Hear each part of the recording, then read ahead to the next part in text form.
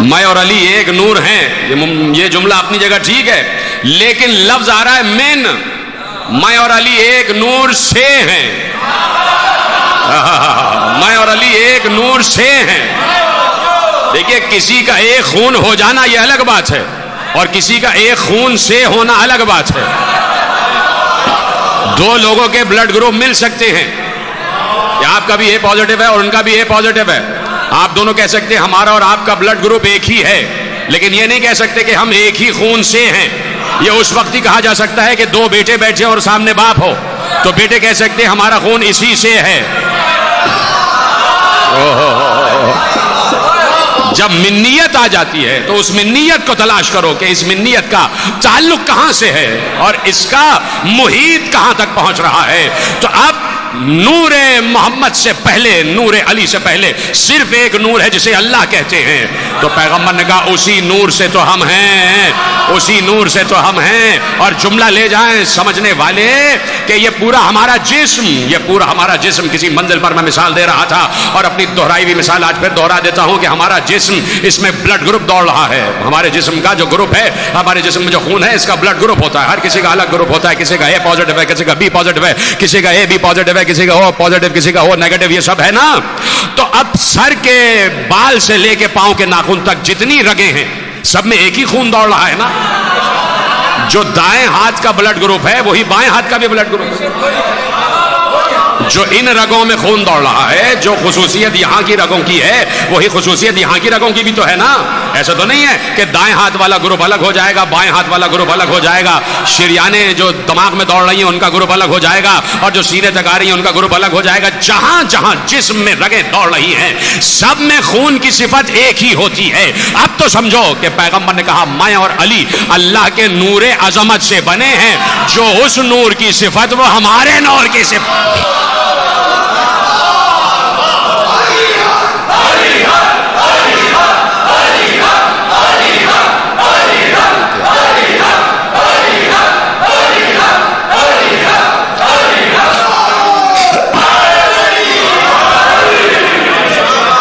توجہ فرمائی آپ، جو ایک کی صفت وہی سب کی صفت، جو ایک نور کی صفت وہی سب کی صفت۔ تو اب کہہ دیا کہ یہ ہے تمہید، اور تمہید اس لیے کہ ہم نے تمہیں بنایا ہی اس لیے ہے تاکہ تم ہماری معرفت، ہماری عبادت، یہی سے میں نے گفتگو آغاز کیا اور مجھے اپنے موضوع سے متصل ہونا ہے، اس لیے کہ بیچ میں اذان بھی ہونا ہے، اس لیے چاہتا ہوں تیزی سے باتیں کرتا ہوا آپ سے آگے بڑھتا چلا جاؤں۔ وما خلقت الجن والانس الا ليعبدون، اللہ نے کہہ دیا کہ ہم نے تمہیں صرف اور صرف عبادت کے لیے خلق کیا۔ بچپن سے آپ یہ آیتیں سن رہے ہیں، اور جتنے بزرگ بیٹھے انہوں نے نہ معلوم ہزاروں تقریریں اسی آیت پر سنی ہیں، اور میرا ایک گوشہ آپ سنتے جائیے۔ وما خلقت الجن والانس الا ليعبدون، ہم نے صرف اور صرف جنوں کو اس لیے اور انسانوں کو اس لیے پیدا کیا ہے تاکہ وہ ہماری عبادت کریں، بس عبادت ہی عبادت، عبادت ہی عبادت، عبادت ہی عبادت۔ لیکن میرے عزیزو، جس اللہ نے تقاضائے عبادت ہم سے کیا ہے اسی اللہ نے ہم سے یہ بھی کہا ہے کہ اس کے علاوہ بھی بہت سے کام کرنا ہے، تمہیں توالد و تناسل کا سلسلہ رکھنا ہے، تمہاری اولاد ہوگی اسے پالنا ہے، اس کے علاوہ تمہیں کسب معاش کرنا ہے، تمہیں حلال روزی کمانا ہے، تمہیں نسل کی پرورش کرنا ہے، تمہیں گھر بنانا ہے، تمہیں حقوق العباد، حقوق اللہ ادا کرنا ہے، تمہیں اخلاقیات کے دائرہ کار میں رہ کے زندگی گزارنا ہے، تمہیں ایک دوسرے سے معانقہ کرنا ہے، مصافحہ کرنا ہے، تمہیں معاشرت و معیشت کو درست کرنا ہے، یہ سارے کام کرنا ہے۔ تو اب یہ سارے کام بھی ہو اور عبادت بھی ہو جائے کیسے ہو سکتا ہے؟ نماز ہو گئی بیچ میں تعطل ہو گیا، پھر دوسری نماز ہو گئی پھر بیچ میں تعطل ہو گیا، پھر نماز ہو گئی پھر بیچ میں تعطل ہو گیا، ایک سال میں روزے آ گئے پھر 11 مہینے تعطل ہو گیا، پھر ایک دن حج ہو گیا اور پھر اس کے بعد 11 مہینے تعطل ہو گیا، پھر ایک دن زکات دے دی پھر تعطل ہو گیا۔ لیکن اللہ کہہ رہا ہے مسلسل عبادت ہو جائے، مسلسل عبادت ہو جائے۔ تو صادق آل محمد سے پوچھا گیا کہ یہاں عبادت سے مراد کیا ہے، کہ اللہ کیا بتانا چاہتا ہے کہ ہم نے تمہیں عبادت کے لیے خلق کیا ہے؟ تو اصول کافی میں روایت درج کر دی گئی کہ جیسے ہی صادق آل محمد سے پوچھا گیا کہ یہاں عبادت سے کیا مراد ہے کہ ہم نے تمہیں صرف اور صرف عبادت کے لیے خلق کیا ہے، تو مولا نے ارشاد فرمایا یہاں اللہ یہ کہنا چاہتا ہے کہ ہم نے تمہیں صرف اور صرف معرفت کے لیے خلق کیا۔ جی طرح جس نے جملہ محفوظ کیا، معصوم کا جملہ ہے۔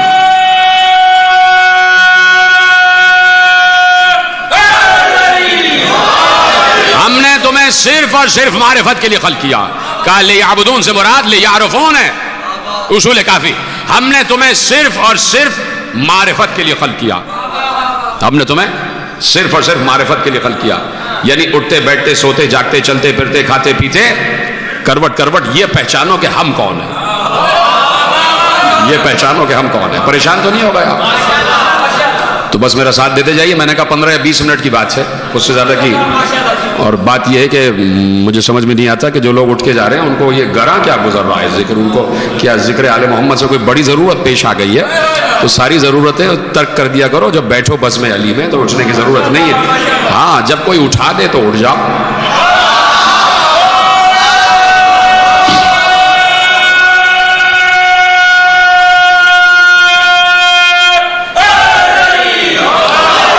15 یا 20 منٹ کی بات ہے اور میرے ساتھ جڑے رہیے گا کہ ہم نے تمہیں صرف اور صرف عبادت کے لیے خلق یعنی معرفت کے لیے خلق کیا. تم صرف یہ پہچانو کہ ہم کون ہیں، ہم کون ہیں، اللہ کون ہے، صرف یہ پہچانو. اور جملے آپ کے حوالے ہو رہے ہیں اور داد لینا چاہتا ہوں اور دعا لینا چاہتا ہوں. اللہ کو پہچانا جائے. چل رہے ہو تو پہچانو اللہ کون ہے، بیٹھ رہے ہو تو پہچانو اللہ کون ہے. رفتار، گفتار، کردار، سیرت، اٹھتے بیٹھتے کھاتے پیتے سوتے جاگتے چلتے پھرتے بس تمہارے ذہن میں یہ رہے کہ اللہ کون ہے، اللہ کون ہے، میرا معبود کون ہے، میرا معبود کون ہے، میرا معبود کون ہے، میرا معبود کون ہے. لیکن بات یہ ہے کہ انسان کی مجبوری یہ ہے کہ وہ جب تک کسی کو دیکھے نہیں تو پہچان نہیں سکتا اور اللہ دکھائی نہیں دیتا. ہمارا عالم اسلام سے 1400 برس سے یہی ایک تقاضا ہے کہ اللہ کا تقاضا یہ ہے کہ پہچانا جائے اور دوسری طرف مجبوری یہ ہے کہ وہ دکھائی نہیں دیتا. جب دکھائی نہیں دیتا تو جانیں گے کیسے، اور جب جانیں گے نہیں تو پہچانیں گے کیسے. ایک طرف تقاضا ہے کہ پہچانو، ایک طرف دکھائی بھی نہیں دے رہا. ہماری کیا مجال کہ ہم کہتے ہیں دکھائی دے. تو محبوب کو معراج میں بھی دکھائی نہیں دیا، وہاں پر بھی اپنا چہرہ ہی دکھایا.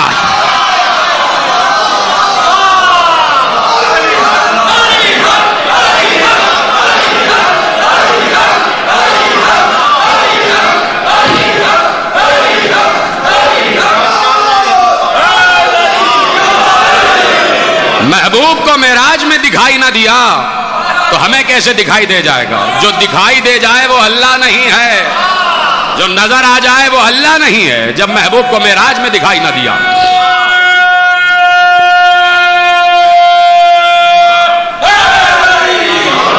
تو ہمیں کیا نظر آ جائے گا؟ تو بارہ الہ ایک طرف تو دکھائی بھی نہیں دیتا، دوسری طرف تو کہتا ہے کہ تجھے پہچانا جائے تو مسئلہ تو حل کر دے، مسئلہ تو حل کر دے، مسئلہ تو حل کر دے. کہہ دیا مسئلہ اسی طرح حل کر دیا تمہاری آسانی کے لیے، اپنی نہیں، ہمیں تو پہلے سے معلوم ہے. تمہاری آسانی کے لیے ہم نے کسی ہاتھ کو اپنا ہاتھ کہہ دیا ہے، کسی چہرے کو اپنا چہرہ کہہ دیا ہے، کسی آنکھ کو اپنی آنکھ کہہ دیا ہے. کہا کہ اب اگر پہچاننا ہو تو علی کو پہچانو، اب اگر معرفت حاصل کرنا ہو تو اس علی کی معرفت حاصل کرو. جب علی اور محمد سمجھ میں آ جائیں سمجھ لینا ہم سمجھ میں آ گئے. دیکھیے میں لے کے آگے آپ کو اپنے موضوع پر کہہ دیا کہ ہم نے وجہ اللہ کہا ہے، اذن اللہ کہا ہے، جنب اللہ کہا ہے، عین اللہ کہا ہے، لسان اللہ کہا ہے، ید اللہ کہا ہے. بھائی جب کیا اب یہ مجھے بتائیے، عالم اسلام سے ایک سوال ہے، کیا اللہ کو کہیں آنے جانے کے لیے کسی سواری کی ضرورت ہے کہ بیٹھ کے جائے گا؟ تو یہ ناقہ صالح کو اس نے ناقۃ اللہ کیوں کہا ہے؟ میری اونٹنی. ناقہ صالح کو ناقۃ اللہ کہا ہے نا، اللہ کی اونٹنی. چلیے پھر چپ ہو گئے آپ کو گھر کی ضرورت ہوتی ہے، کیا اللہ کو رہنے کے لیے گھر کی ضرورت ہے؟ نہیں. تو پھر یہ کعبے کو بیت اللہ کیوں کہا ہے؟ تو بھائی جب بیت اللہ ہو سکتا ہے، ناقۃ اللہ ہو سکتا ہے، تو وجہ اللہ بھی ہو سکتا ہے، عین اللہ بھی ہو سکتا ہے.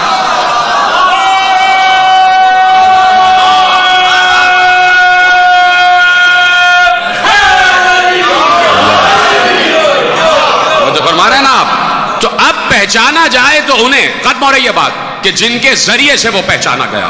کہا پہچانو تو محمد و علی کو پہچانو، اس لیے کہ یہی ہماری پہچان ہے. اس میں سمجھانے کی ضرورت ہی نہیں ہے، اس میں سینکڑوں دلیلیں آپ کے پاس موجود ہیں. بچپن سے آپ یہ معاملہ سن رہے ہیں، باتیں دہرانے کا میں عادی نہیں ہوں. پہچانو تو انہیں پہچانو، گویا انہیں پہچانا تو ہمیں پہچان لیا. اب انہیں کیسے پہچانا جائے، کہاں پایا جائے، کہاں محمد و علی سے ملا جائے، کہاں ملا جائے، کہاں ملاقات ہو جائے گی محمد و علی سے؟ تو محمد و علی وہ ہیں کہ جو اپنے دور کے حجت، محمد اپنے دور کے حجت، علی اپنے دور کے حجت. تو اب صرف یہ پتا کرنا ہے کہ دور کا حجت ملے گا کہاں. اب صرف یہ تلاش کرنا ہے کہ حجت اللہ سے ملاقات کہاں ہوگی، اور جہاں حجت اللہ سے ملاقات ہو جائے پہنچ جاؤ تاکہ اسے پہچانو اور اس کے ذریعے سے اللہ کو پہچان لو۔ تو اب کہاں ملاقات ہوگی حجت سے؟ اللہ کے ہر دور کی حجت کی ملاقات ہوتی کہاں ہے بندوں سے، اور آج تو حجت سے ملنا بڑا مشکل ہے، اس لیے کہ وہ ویسے ہی غائب ہے جیسے وہ غائب ہے۔ آج تو وہ پردہ غیب میں ہے، تو کیسے ملا جائے حجت سے؟ تو وہ حجت نہیں جو اپنی قوم کو اپنے ہونے کا پتہ نہ بتائے کہ مجھ سے ملاقات کہاں ہو سکتی ہے۔ تو کوئی آ گیا، فضائل پڑھ رہا ہوں، کوئی آ گیا اور چوتھے امام سے کہا میرے گھر میں شادی ہے ذرا آ جائیے، کہا شادیوں میں نہیں آتے، مجلس عزا میں آ جاتے ہیں۔ سلامت رہیں آپ۔ کہا شادیوں میں نہیں آتے، کہا شادیوں میں نہیں آتے، مجلس کا فرش بچھاؤ آ جائیں گے۔ تو ہر دور کا حجت وہاں پہلے سے موجود، جہاں فرش عزائے حسین بچھا ہوا ہے اس پہ یقین کسی کو نہیں ہے تو میں اس کا ذمہ دار نہیں ہوں، جسے یقین ہے میں صاحب یقین سے بات کر رہا ہوں۔ ہر دور کا حجت فرش عزا پر موجود ہے یا نہیں؟ جہاں فرش عزا بچھا، مصدق موثق اور مستند روایت ہے کہ جہاں فرش عزا بچھتا ہے وہاں حجت دورہ آ جاتا ہے۔ تو آج فرش عزا بچھا ہے کہ نہیں بچھا ہے؟ تو حجت موجود ہے یا نہیں ہے؟ تو اب جہاں فرش عزا بچھا ہے وہاں اپنے کو پہنچاؤ تاکہ اس حجت کی معرفت ہو جائے، اس حجت کی معرفت کے ذریعے اللہ کی معرفت ہو جائے۔ اب صرف یہ پتہ کرنا رہ گیا ہے کہ اس فرش عزا تک تمہیں لانے والا ہے کون؟ میں تو بچپن سے اپنی ماں کی انگلی پکڑتے ہوئے سنا،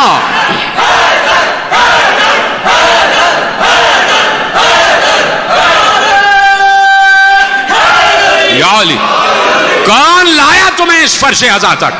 تو سلام کرو اس ہستی کو جو تمہیں اس فرش عزا تک لے کے آ گئی۔ یہ جتنے بزرگ بیٹھے ہوئے ہیں یہ کبھی بچے تھے نا، کبھی چھوٹے سے تھے نا آپ، کبھی 3 یا 4 دن کے تھے نا آپ۔ بتائیے کون آپ کو لایا عزا خانے میں، باپ یا ماں؟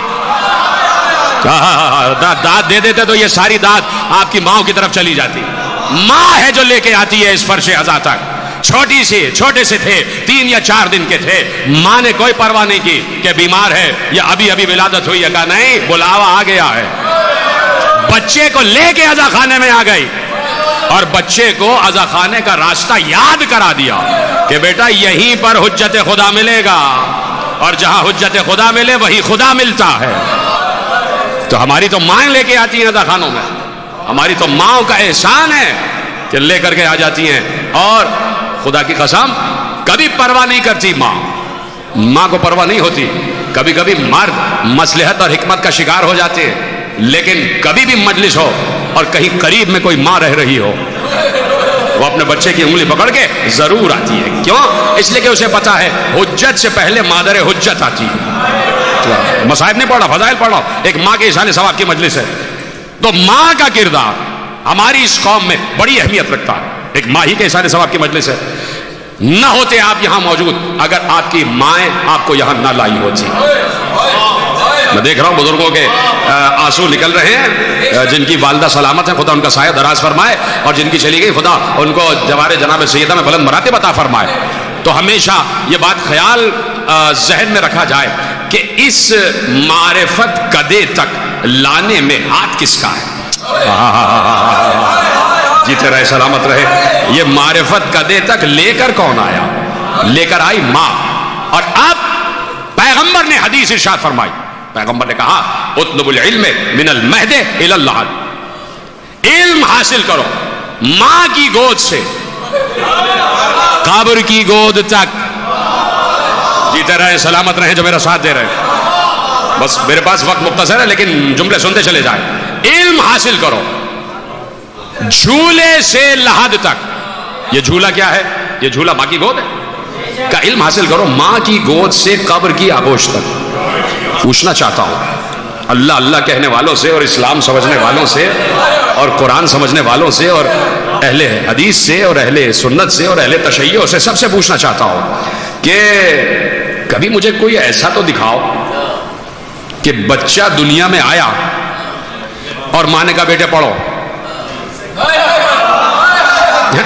بھائی بچہ ابھی آیا ہے اور پیغمبر کہہ رہے ہیں ماں کی گود سے اسے علم دینا شروع کر دو. تو ہمارا تو ایجوکیشنل سسٹم یہ ہے کہ جب بچہ 5 برس کا ہوگا تو اسے اسکول میں داخل کریں گے. پیغمبر نے کہا نہیں، اتنا انتظار تھوڑی کرنا ہے.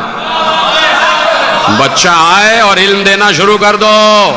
لا کوئی مدرسہ دکھاؤ، لا کوئی ایجوکیشنل سسٹم دکھاؤ، لا کوئی اسکول دکھاؤ، لا کوئی مونٹیسری دکھاؤ، لا کوئی کنڈر گارٹن دکھاؤ کہ جہاں ایک دن کے بچے کو پڑھایا جاتا ہو.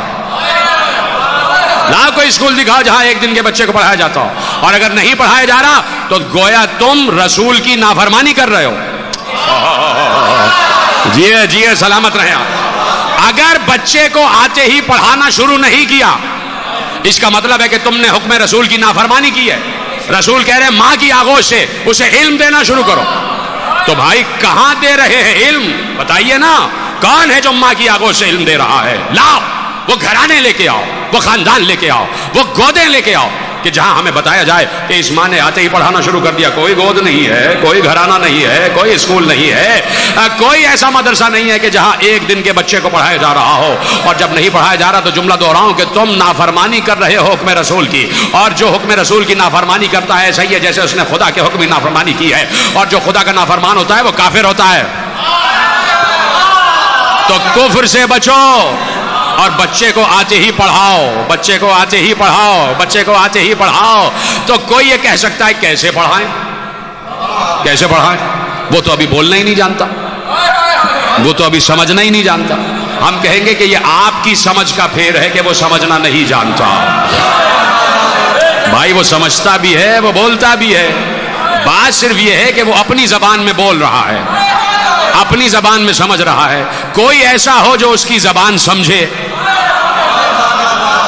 خدا کے لیے میرا ساتھ دیں. کوئی ایسا ہو جو اس کی زبان سمجھے، وہ اپنی زبان میں بولتا بھی ہے. آپ کے اکنامک سسٹم میں جو آپ کا ٹریڈ سسٹم ہے، بزنس سسٹم، اس میں آپ زیرو سے پیسہ نہیں کما سکتے. پیسہ ہوگا تو پیسہ کمائیں گے.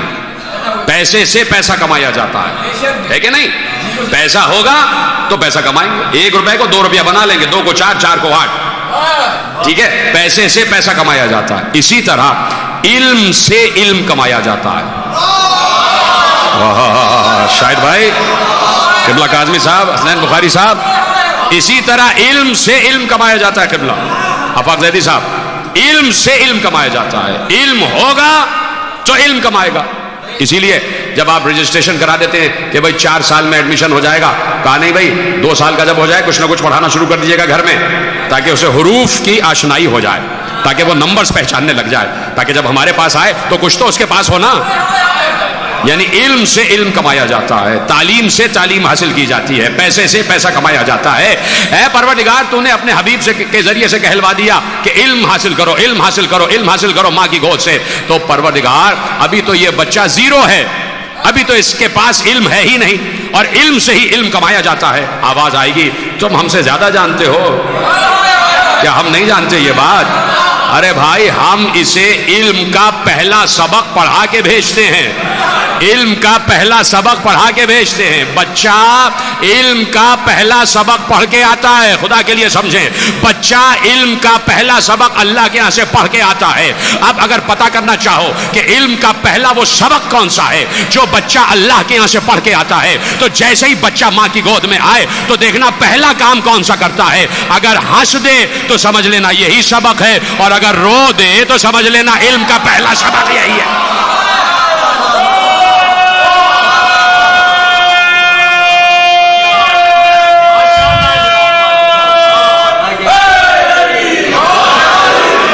اگر ہنس دے تو سمجھ لینا علم کا پہلا سبق ہنسنا ہے، اور اگر رو دے تو سمجھ لینا علم کا پہلا سبق ہے رونا. رونا علم ہے، ہائے ہائے ہائے، رونا علم ہے. چیلنج سے کہہ رہا ہوں، سب کے یہاں بچے ہیں اور جن کے یہاں نہیں ہیں، علی اکبر کے صدقے سے ان کے یہاں بچے پیدا ہوں کہ بھائی ماں اور باپ بچے کے سامنے بیٹھے ہوں، بچہ روئے، باپ کہے گا کہ دیکھو بھائی اس کو بھوک لگی ہے، ماں کہے گی نہیں بھوک نہیں لگی، یہ پیاسا ہے. باپ نہیں سمجھ پاتا. اس کا مطلب ہے کہ اللہ نے ماں کو بچے کی بولی کا علم دیا ہوا ہے. بڑا جملہ کہا ہے میرے عزیزو. بچہ کوئی بولی بول رہا ہے، بچہ علم کا اظہار کر رہا ہے. اب رویا تو کہا اچھا بھائی پیاس لگ رہی ہے. ماں نے کہا نہیں پیٹ میں درد ہے. یعنی رونے کے انداز سے بچہ اپنی ضروریات بتا رہا ہے. یعنی رونا ضروریات کا اظہار ہوتا ہے. رو کر ضرورتوں کا اظہار کیا جاتا ہے. بس رونے کی زبان سمجھنے والا ہو. اور ہم تو یہی کہتے آ رہے ہیں کہ رو بھی تو بر وقت, جہاں رونا ہے وہاں رو. جو سمجھ گئے ان کو ہمارا سلام ہے. جہاں رونا ہو وہاں رو, اور رو کر اپنی ضروریات بیان کرو. تو ماں کو اللہ نے اس زبان کا علم دیا ہے جو زبان علم رکھتی ہے. میں یہ جملہ نہ کہتا کہ امام بخاری نے لکھی ہے صحیح بخاری میں حدیث, اور لکھتے ہیں کہ پیغمبر نے اپنی امت کو مخاطب کر کے کہا یا امت محمد لو تعلمون ما علمت لضحکتم قلیلا ولبکیتم کثیرا. جملہ سمجھیے گا. پیغمبر نے اپنے اصحاب کو مخاطب کر کے کہا اے امت محمد, جو علم میرا ہے اگر وہی علم تمہارا ہوتا تو تم ہنستے کم اور روتے زیادہ. سلامت رہے. لضحکتم قلیلا ولبکیتم کثیرا. جو علم تم میرے پاس ہے وہی تمہارے پاس ہوتا تو تم ہنستے کم اور روتے زیادہ. یعنی زیادہ رونا زیادہ علم کی نشانی ہے. زیادہ رونا زیادہ علم کی نشانی ہے. انسان کا جتنا علم بڑھتا جاتا ہے اس کا گریہ بڑھتا ہے. جتنا علم بڑھتا ہے اس کا گریہ بڑھتا ہے. جتنا علم بڑھتا ہے اس کے آنسو چھلکنا شروع ہو جاتے ہیں. اس لیے کہ حقیقت یہ ہے کہ پردہ ہٹے. جب پردہ ہٹتا ہے, پردہ پڑا کس چیز پہ ہوتا ہے؟ حسن پر نا. حسن پر پردہ پڑا ہوتا ہے نا. اور جب حسن سے پردہ ہٹتا ہے تو محبوب کو دیکھ کر محب کی آنکھیں چھلک جاتی ہے. جیتے رہے سلامت رہے آپ. تو اب جیسے جیسے علم بڑھتا ہے ویسے ویسے گریہ بڑھتا ہے. ویسے ویسے گریہ بڑھتا ہے. اب کہا ہم نے علم کا پہلا سبق پڑھا کے بھیجا ہے, اب تم اسے علم کے باقی سبق پڑھاتے رہ جاؤ. یہاں پر جو علم پڑھایا جاتا ہے جسے تعلیم کہتے ہیں, آپ 5 سال کے اسکول میں انٹر ہوئے اور آپ 25 سال تک 30 سال تک پڑھتے رہے. 25 سال تک آپ نے جو گریجویشن اور ماسٹرز کیا اور جو اس کے بعد آپ نے پی ایچ ڈی کر لیا. آپ نے کہا بھائی ہم پڑھ چکے, اب کیا کرنا ہے؟ کہا نوکری کرنا ہے. 25 سال پڑھا, اس 25 سال نے آپ کو 25 سال تک کھلایا. خدا کے لیے سمجھے, بات ختم ہو رہی ہے. 25 سال جو آپ نے علم حاصل کیا, اس 25 سال نے آپ کو 25 سال ہی کھلایا. اور جب آپ 60 سال کے ہو گئے تو کہا بھائی اب آپ ہمارے کام کے نہیں رہے, ریٹائر ہو گئے, بس بیٹھ جائیے گھر میں. تو 25 سال کا علم آپ کے 60 سال تک کام آتا ہے. اللہ اکبر, اللہ اکبر. میں کوئی مشکل بات نہیں کر رہا. 25 سال پڑھا ہوا علم آپ کے 60 سال تک کام آتا ہے. اس کے بعد آپ ریٹائر, پھر چاہے 70 برس 80 برس 90 برس کے انشاءاللہ ہو جائے, لیکن 60 برس تک وہ علم کام آیا. اللہ کا رسول کہہ رہا ہے علم وہ حاصل کرو جو قبر تک کام آئے. جیتے رہے سلامت رہے آپ. علم وہ حاصل کرو جو قبر تک کام آئے. علم کا سلسلہ وہ ہو جو قبر تک چلے. یعنی قبر میں اتر رہے ہو لیکن علم نہ رکے. اللہ اکبر. کہاں پڑھ رہا ہوں میں میرے عزیزوں؟ قبر میں اتر رہے ہو لیکن علم نہ رکے. علم نہ رکے. تو اب وہ کون سا علم ہے جو ماں کی آغوش سے قبر تک کام آتا ہے؟ کون سا علم ہے وہ؟ کون سا علم ہے؟ بار بار عرض کر رہا ہوں کہ جو ماں کی آغوش سے شروع ہوتا ہے اور قبر کی آغوش تک قائم رہتا ہے. جملہ ابھی میں نے کہا کہ قبر میں اتر رہے ہو اور علم نہ رکے. کہاں پر ملے گا یہ کہ قبر میں اتارا جا رہا ہے اور مردے سے بھی کہا جا رہا ہے اسمع افہم, سن اور سمجھ.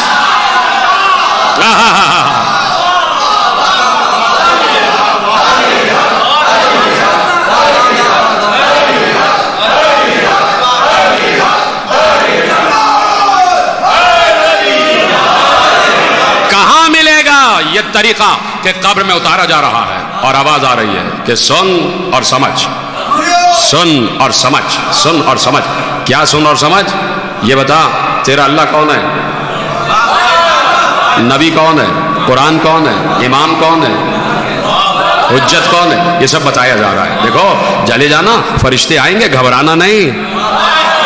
لا تخف ولا تحزن, نہ خوف کھانا نہ حزن کرنا, پریشان نہ ہونا. جب فرشتے آئیں ان کے جواب میں کہہ دینا اللہ ربی. کہہ دینا قرآن میری کتاب ہے، کہہ دینا کعبہ میرا قبلہ ہے، کہہ دینا محمد میرا رسول ہے، اور پھر کہہ دینا محمد علی فاطمہ حسن حسین زین العابدین محمد باقر جعفر صادق مسیح کاظم علی رضا محمد تقی علی نقی حسن عسکری اور حجت دورہ، یہ سب میرے امام ہیں۔ خدا کی قسم قبر میں اتارے جا رہے ہیں، علم دیا جا رہا ہے، علم دیا جا رہا ہے، اور پیغمبر نے کہا علم اس وقت شروع ہو کہ جب ماں کی گود سے شروع ہو جاؤ۔ تو ماں ہی تو پہلے پڑھاتی ہے، کہتی ہے بیٹے کہو اللہ ایک، پنجتن پانچ، امام 12۔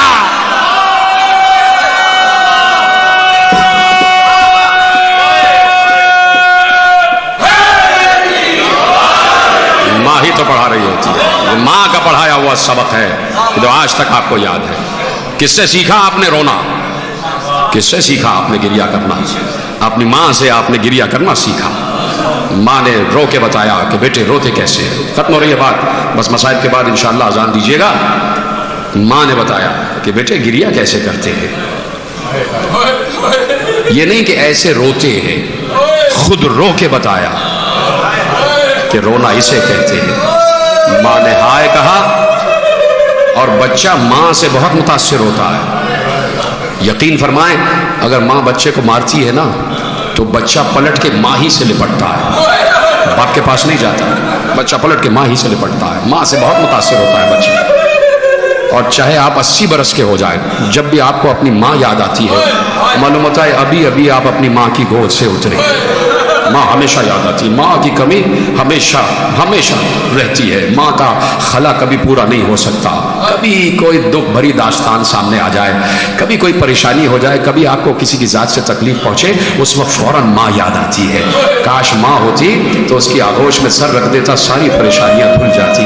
یہ تو میں اور تم ہے نا کہ اپنی ماں کو ایسے یاد کر رہے، کیا میری ماں اور کیا تمہاری ماں؟ ذرا پوچھنا حسن و حسین سے، خدا کسی گھر پر یہ وقت نہ لائے کہ بچے چھوٹے چھوٹے ہوں اور ماں کا جنازہ گھر سے اٹھ رہا ہو، چھوٹے چھوٹے بچے ہوں اور ماں کا جنازہ گھر سے اٹھ رہا ہو۔ وہ ایک ہی گھر تھا، زہرا کا گھر، کہ جہاں 4 چھوٹے چھوٹے بچے اور ماں کا جنازہ ایسے اٹھا ہے کہ کسی گھر پر ماں پر یہ ظلم نہ ہوا جو رسول کی بیٹی کے گھر پر ظلم ہوا ہے۔ کہ حسن مشتبہ نے کہا، بہت بعد میں حسن مشتبہ نے کہا، جب زہر دے دیا گیا حسن مشتبہ کو تو روتے روتے کہا یہ زہر کی تکلیف کوئی تکلیف نہیں ہے، اصل تکلیف تو وہ ہے کہ جب جلتا ہوا دروازہ میری اماں پر گر رہا تھا اور میں آواز سن رہا تھا اپنی اماں کی کہ فضا میرا محسن شہید ہو گیا، فضا میرا محسن شہید ہو گیا۔ آج ایک ماں کے اصالِ ثواب کی مجلس ہے تو میں نے اسی لیے کہا کل بھی ایک بیٹا اور ایک بیٹی اپنی ماں کی قبر سے جدا ہوئے ہیں۔ 28 صفر کو حسین نے اپنی اماں کو آخری سلام کیا ہے، زینب نے اپنی ماں کو آخری سلام کیا ہے۔ آ گئے تھے پہلے قبر رسول پر سلام کیا، اپنا رخسار قبر رسول پر رکھ دیا۔ حسین کو غش آ گیا، حسین کو غش آ گیا۔ غش میں دیکھتے ہیں کہ نانا آ گئے، سلام کیا نانا کو۔ نانا نے روتے ہوئے حسین کو سینے سے لگا لیا، نانا بہت تنگ کیا ہے امت نے، شاید مجھے مدینہ چھوڑنا پڑ جائے۔ تو کہا حسین وعدہ کا وقت پورا ہو گیا، وعدہ کا وقت آ گیا، وعدہ وفا کرنے کا وقت آ گیا۔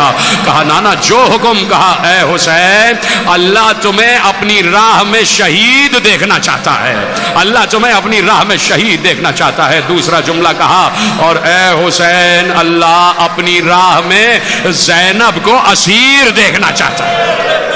اجرکم اللہ، اجرکم اللہ۔ کہا کہ تم اور اس کے اہل حرم اسیر کیے جائیں گے۔ قبر سے رخصت ہو گئے اور اس کے بعد بہن بھائی چلے جنت البقیع۔ میرے عزیزو ماں کی قبر ہمیشہ تازہ رہتی ہے، یاد رکھنا۔ ائمہ کا قول ہے جس کے ماں باپ ہیں خدا سلامت رکھے، جس کے چلے گئے ہر شب جمعہ ضرور جایا کرو ماں باپ کی قبر پر۔ اس سے عمر میں اضافہ ہوتا ہے، اس سے بلاؤں میں کمی ہوتی ہے، اس سے رزق میں اضافہ ہوتا ہے۔ اور پھر اگر کسی کے ماں باپ مومن ہیں اور اعلیٰ علیین میں بلند مراتب پر فائز ہیں، کوئی بھی پریشانی ہو جائے ماں کی قبر پر جانا، باپ کی قبر پر جانا اور سورہ فاتحہ پڑھ کر درود پڑھ کر ماں سے کہنا اماں آپ سیدہ کے قریب ہیں، ذرا میری یہ خواہش سیدہ تک پہنچا دیجئے۔ یقین کرنا اپنے ماں باپ کی قبر پہ جایا ضرور کرو۔ میں تو ہر شب جمعہ جاتا ہوں تو اس لیے کہ ماں باپ کی قبر کبھی پرانی نہیں ہوتی، وہ ہمیشہ تازہ رہتی ہے۔ تو اب آ گئے یہ بہن بھائی اماں کی قبر پر آ گئے۔ زینب کی نگاہ پڑی اور یہ وہ میری اماں کی قبر ہے۔ ایک بار زینب نے گرا لیا اپنی ماں کی قبر پر اپنے کو اور ہاتھ جوڑ کر کہا اماں زینب کا آخری سلام، اماں زینب کا آخری سلام، اماں زینب اب تمہاری قبر پر چراغ جلانے نہ آ سکے گی، اس لیے کہ اماں کل میرا بھیا مدینہ چھوڑ رہا ہے، مجھے اپنے بھیا کے ساتھ مدینہ چھوڑنا ہے۔ ختم ہو گئی بات۔ لکھا ہے ابھی یہ بہن بھائی قبر سے اٹھے تھے کہ قبر زہرا لرز رہی تھی، آواز آئی اے میرے بچوں اپنے کو تنہا نہ سمجھنا، جہاں جہاں تم جاؤ گے یہ اجڑی ہوئی ماں، یہ اجڑی ہوئی ماں آپ کی آوازیں بلند ہو جائیں تو مرحومہ کے بچوں کو تعزیت ہو جائے، ان کے بھائی کو، ان کے پسماندگان کو تعزیت ہو جائے کہ کوئی ہے انہیں تعزیت دینے والا۔ اسی لیے کہا جاتا ہے رویا کرو، رویا کرو۔ اب مدینے میں زہرا کو رونے نہیں دیا گیا تھا، نہیں رویا۔ ارے کربلا میں زینب کو بھی رونے نہیں دیا گیا، ایک بیٹی کو باپ کے لاشے پر بھی رونے نہیں دیا گیا۔ رویا اسی لیے جاتا ہے تاکہ رہ جانے والوں کو تسلیت و تعزیت ہو جائے۔ اماں خدا حافظ، میں تمہاری قبر پر چراغ نہ جلا سکوں گی۔ کہا بچوں میں تمہارے پیچھے پیچھے چلتی آؤں گی، جہاں جہاں تم جاؤ گے وہاں وہاں یہ دکھیاری ماں ساتھ ساتھ چلتی چلی جائے گی۔ ختم ہو گئی بات۔ اب مرحومہ کے بچوں سے ایک جملہ اور اس پر تقریر تمام ہو جائے گی۔ یہ ماں جو ہے نا، ماں جس کا نام ماں ہے، ماں جب زندہ ہوتی ہے تب بھی اسے بچوں ہی کی پرواہ ہوتی ہے، تب بھی اسے بچوں ہی کی فکر ہوتی ہے، وہ نہیں چاہتی کہ بچے کو کوئی تکلیف ہو جائے۔ ماں ہر اذیت خود سہ لیتی ہے، خود بھوکی رہتی ہے، بچوں کا پیٹ بھر دیتی ہے، خود گیلے میں سو جاتی ہے، بچوں کو خشک بستر پر سلاتی ہے، اور اپنی ہر اذیت بھول جاتی ہے بچوں کو راحت دینے کے لیے۔ لیکن یہ نہ سمجھنا کہ صرف زندگی ہی میں ایسا ہوتا ہے، ماں جب قبر میں چلی جاتی ہے اسے تب بھی اپنے بچوں ہی کا خیال ہوتا ہے، وہ قبر میں بھی بچوں کے لیے دعا مانگ رہی ہوتی ہے۔ ختم ہو گئی تقریر، میں نہ کہتا یہ جملہ اگر میرے سامنے سیدہ کی وصیت نہ ہوتی۔ 3 جمادی الثانی آ گئی، زہرا نے علی سے وصیتیں کی، یا علی میرا جنازہ شب کی تاریکی میں اٹھایا جائے، یا علی جنہوں نے مجھے اذیت پہنچائی ہے وہ میرے جنازے میں نہ آئیں، یا علی آپ ہی غسل دیں گے، آپ ہی کفن پہنائیں گے، آپ ہی مجھے دفن کریں گے۔ اور ایک عجیب جملہ کہا، سنیں گے؟ کہا یا علی میرے بعد میرے بچوں کا خیال رکھیے گا، میرے بعد میرے بچوں کا خیال رکھیے گا۔ اور جملہ دے دیا، یا علی مجھ سے وعدہ کریں، آخری جملے تقریر کے، یا علی مجھ سے وعدہ کریں روز میری قبر پر آئیں گے، روز چراغ جلائیں گے، روز قرآن خوانی کریں گے۔ علی نے وعدہ کر لیا۔ زہرا کا جنازہ گھر سے اٹھنے لگا، علی نے بنت رسول کا جنازہ اپنے کاندھے پہ رکھا۔ علی جنازہ لے کے باہر جا رہے تھے، علی نے محسوس کیا جیسے علی کے پہلو سے لگا ہوا کوئی جا رہا ہے۔ اب جو نگاہ نیچے کر کے دیکھا 5 برس کی زینب، 5 برس کی زینب باپ کا دامن پکڑے ہوئے آواز دی ام البنین زینب کو گھر میں لے جاؤ، اس لیے کہ جنازہ باہر جا رہا ہے۔ علی نے بنت رسول کو قبر میں اتار دیا، قبر بن گئی۔ روز علی قبر زہرا پر جاتے تھے، آخری جملے پڑھنے جا رہا ہوں، روز علی قبر زہرا پر جاتے تھے۔ میں نے کہا نا ماں کو قبر میں بھی اپنے بچوں ہی کا خیال ہوتا ہے۔ روز علی قبر زہرا پر جاتے، فاتحہ خوانی کرتے، قرآن خوانی کرتے، علی باتیں کرتے تھے زہرا سے، روز باتیں کرتے تھے۔ ایک بار جو قبر زہرا پر بیٹھے تو بہت دیر ہو گئی، بیٹھے ہی رہے۔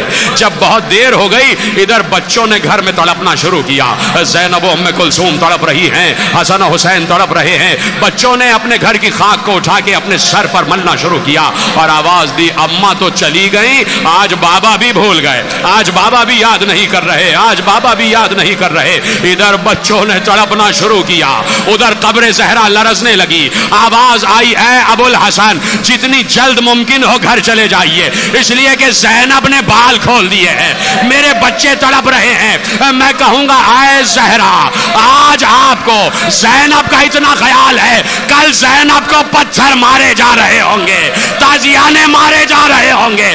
زینب آواز دے گی عباس آؤ، علی اکبر آؤ، آن محمد آؤ۔ الا لعنت اللہ علی القوم الظالمین وسيعلم الذين ظلموا أي منقلب